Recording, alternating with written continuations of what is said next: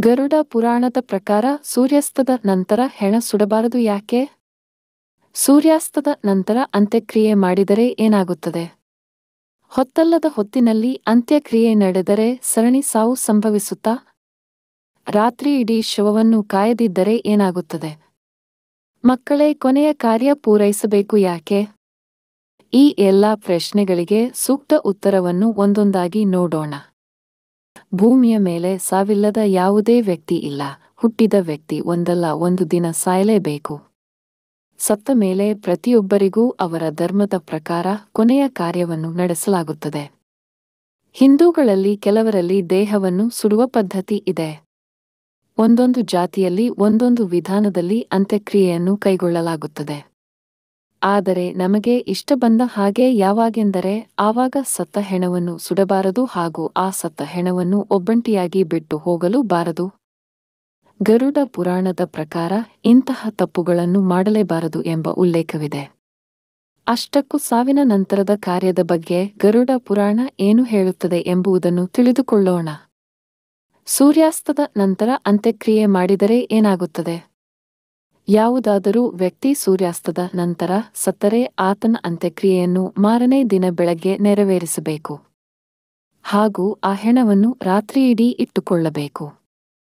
ಯಾರಾದರೂ ಒಬ್ಬರು ಆ ಹೆಣದ ಪಕ್ಕದಲ್ಲಿ ಕೂರಲೇಬೇಕು. ಹೆಣವನ್ನು ಬಿಟ್ಟು ಎಲ್ಲಿಯೂ ಹೋಗುವ ಹಾಗಿಲ್ಲ. ಗರುಡ ಪುರಾಣದ ಪ್ರಕಾರ ಸೂರ್ಯಾಸ್ತದ ನಂತರ ವ್ಯಕ್ತಿಯ ಕಾರ್ಯಗಳನ್ನು ನಡೆಸಿದರೆ ಆತನಿಗೆ ಮೋಕ್ಷ ಸಿಗುವುದಿಲ್ಲವಂತೆ. ಹಾಗೆಯೇ ಆ ವ್ಯಕ್ತಿ ಆತ್ಮವು ಅಸುರನ ಯೋನಿಯಲ್ಲಿ ಪುನರ್ಜನ್ಮ ಪಡೆಯುತ್ತಂತೆ. ಹೊತ್ತಲ್ಲದ ಹೊತ್ತಿನಲ್ಲಿ ಅಂತ್ಯಕ್ರಿಯೆ ನಡೆದರೆ ಸರಣಿ ಸಾವು ಸಂಭವಿಸುತ್ತೆ. ಸತ್ತ ವ್ಯಕ್ತಿಯ ಅಂತ್ಯಕ್ರಿಯೆ ಸರಿಯಾದ ಸಮಯದಲ್ಲೇ ನಡೆಯಬೇಕು. ವ್ಯಕ್ತಿಯೊಬ್ಬ ಸೂರ್ಯಾಸ್ತಾದ ನಂತರ ಅಥವಾ ರಾತ್ರಿ ಸಮಯದಲ್ಲಿ ಸತ್ತರೆ ರಾತ್ರಿಯಿಡೀ ಹೆಣವನ್ನು ಕಾಯಲು ಒಬ್ಬರು ಇರಲೇಬೇಕು ಹಾಗೂ ಮಾರನೇ ದಿನವೇ ಅಂತ್ಯಕ್ರಿಯೆ ನಡೆಯಬೇಕು. ಒಂದು ವೇಳೆ ಸೂರ್ಯೋದಯದ ಮೊದಲು ಅಂತ್ಯಕ್ರಿಯೆ ನಡೆಸಿದ್ದೇ ಆದರೆ ಅದೇ ಕುಟುಂಬದ ಮತ್ತೆ 5 ಜನರ ಸಾವಾಗುತ್ತದೆ. ಇಲ್ಲವಾದರೆ ಇದಕ್ಕೆ ಒಂದು ಪರಿಹಾರವಿದೆ. ಸತ್ತ ಹೆಣದ ಜೊತೆಗೆ 5 ಧಾನ್ಯ ಅಥವಾ ಹುಲ್ಲನ್ನು ಹೆಣ ಸುಡುವಾಗ ಹಾಕಬೇಕು. ಆಗ ಪದ್ಧತಿ ಸಂಪೂರ್ಣವಾಗುತ್ತದೆ.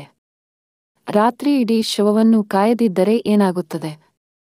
ಶವದ ಜೊತೆಗೆ ರಾತ್ರಿಯಿಡೀ ಯಾವ ಕಾರಣಕ್ಕೆ ಇರಬೇಕು ಎನ್ನುವುದರ ಬಗ್ಗೆ ಕೂಡ ಗರುಡ ಪುರಾಣದಲ್ಲಿ ಉಲ್ಲೇಖವಿದೆ.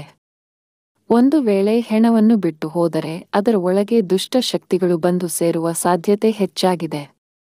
ಅಥವಾ ಆ ಹೆಣದಿಂದ ನಮಗೆ ಕೆಟ್ಟದಾಗುವ ಸಾಧ್ಯತೆ ಇದೆ. ಇದೇ ಕಾರಣಕ್ಕೆ ಹೆಣವನ್ನು ಬಿಟ್ಟು ಹೋಗಬಾರದು. ಮತ್ತು ಆದಷ್ಟು ಹೆಣವನ್ನು ಸ್ವಚ್ಛವಾಗಿಯೇ ಇಡಬೇಕು.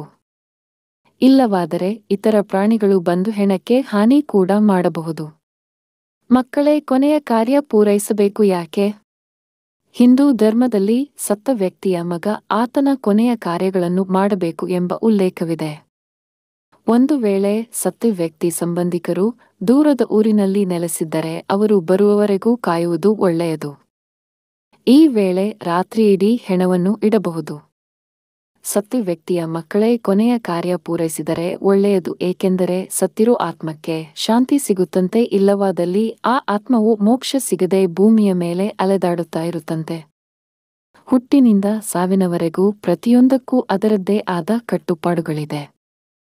ಈ ಕಟ್ಟುಪಾಡುಗಳನ್ನು ಸುಖಾಸುಮ್ಮನೆ ಮಾಡಿದಲ್ಲ, ಇದರ ಹಿಂದೆ ಕಾರಣವೂ ಇದೆ. ಹೀಗಾಗಿ ಇದ್ಯಾವುದನ್ನು ಉಲ್ಲಂಘಿಸಿ ನಡೆಯುವುದು ಉತ್ತಮವಲ್ಲ.